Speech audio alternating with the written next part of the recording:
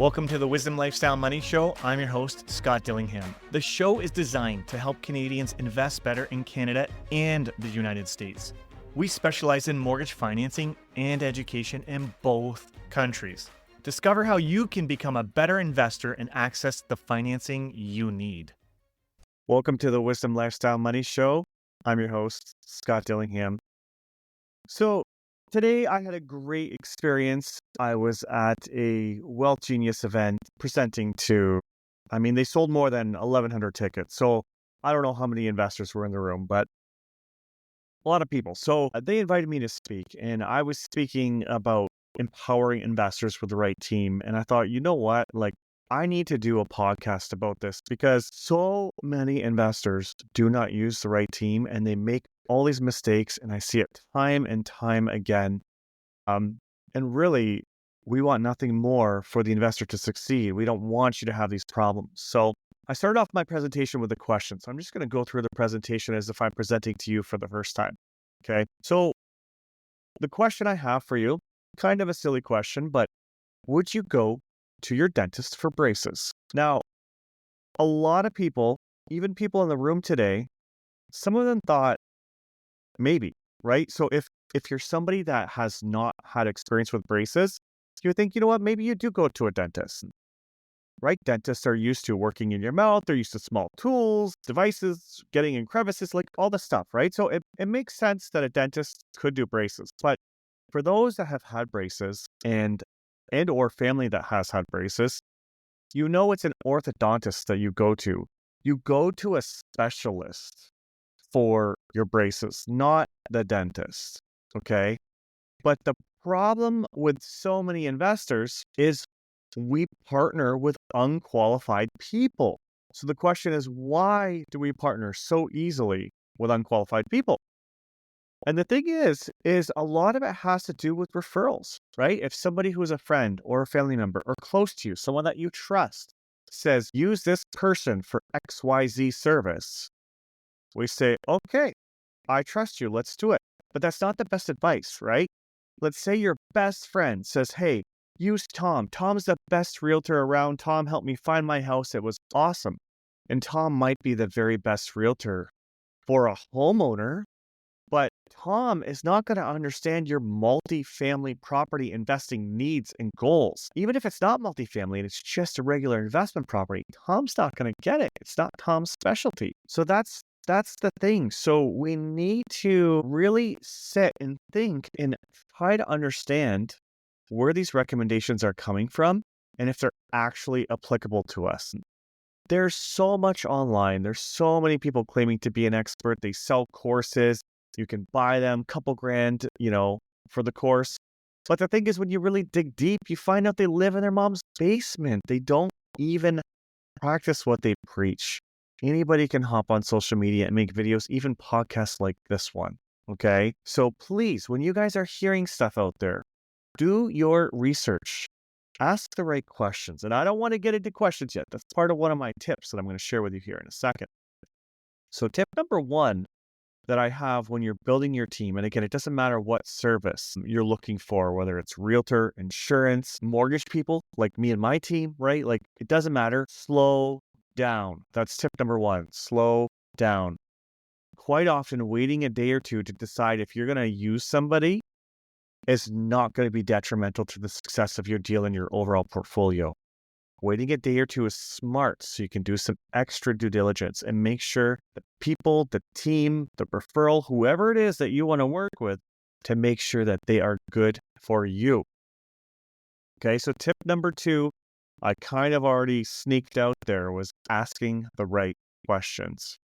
So by asking the right questions of the service provider, you can really gain an understanding of where their mind is at and if they are an investor just like you.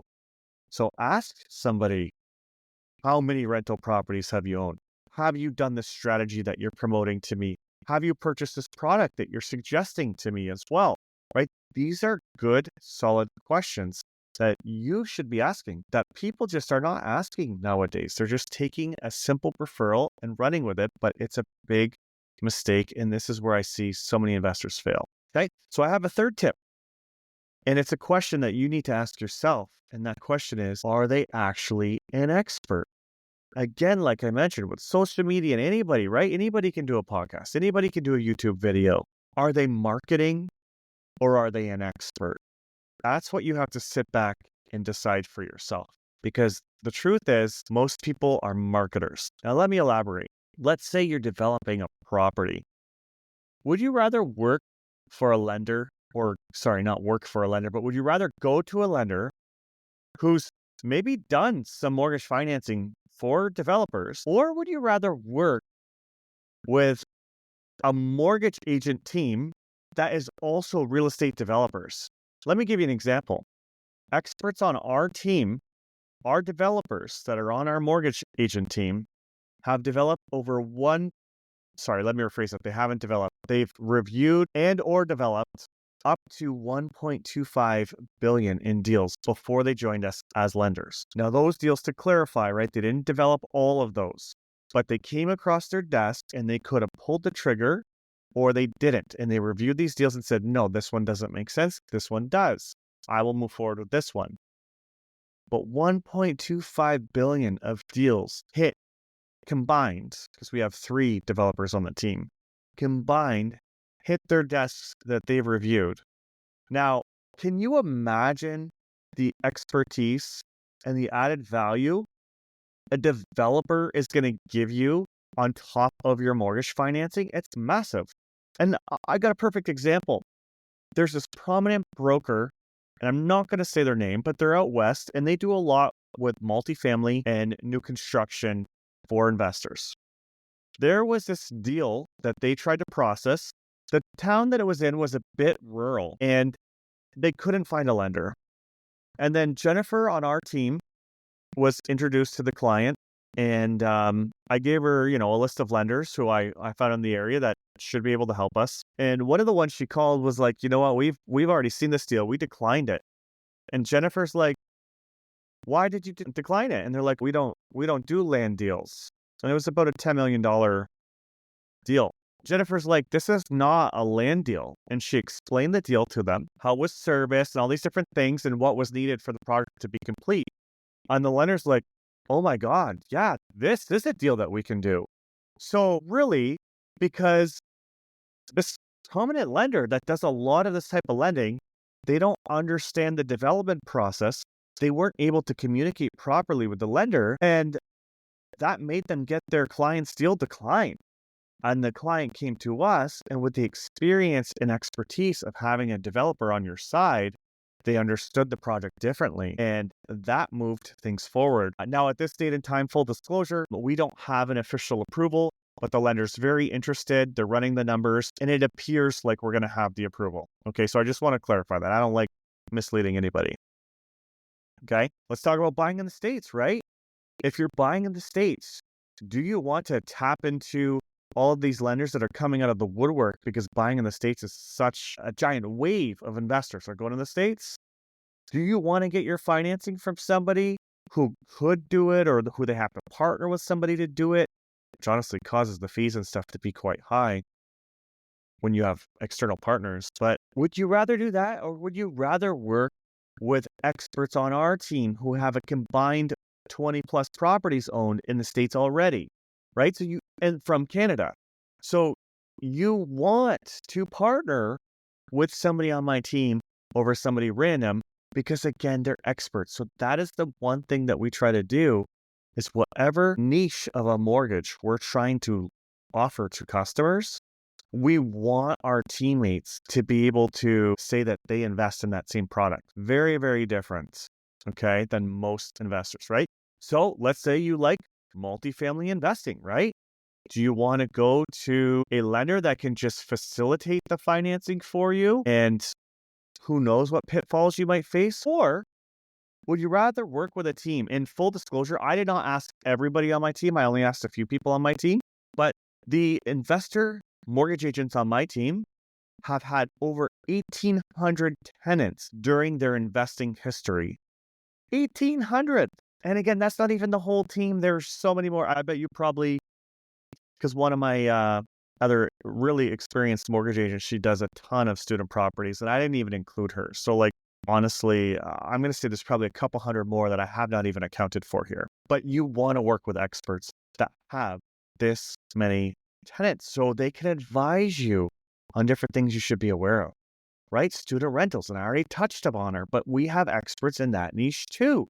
Purpose-built or properties that were renovated into student rentals, we've got it. Hundreds of units, right? And I'm not joking, hundreds of units. What about flipping, right? Absolutely, we have flipped properties on our team and doing current active flips right now and work with special flipping experts that have courses and we educate them. And there's just so much that we do and extra value because we're investors first. So that's very, very important, right? And where do we do this? Obviously, we're in Canada. We've been in Canada for years, but we lend in USA as well and Mexico on top of Canada. So we're really North American wide lenders specifically geared towards and tailored towards real estate investors. So if you are a real estate investor or you're hearing this for the first time and you're maybe not an investor, but you know people that are, send them this episode. Let them hear this, right? Right. So next episode, how do you build your team? Honestly, just check the show notes.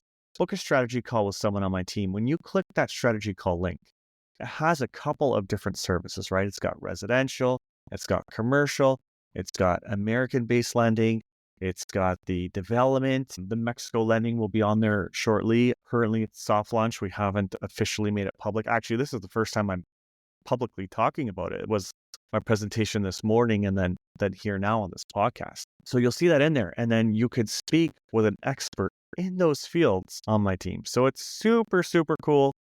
But just quick tip, if you are booking a strategy call, make sure that you select the correct service, right?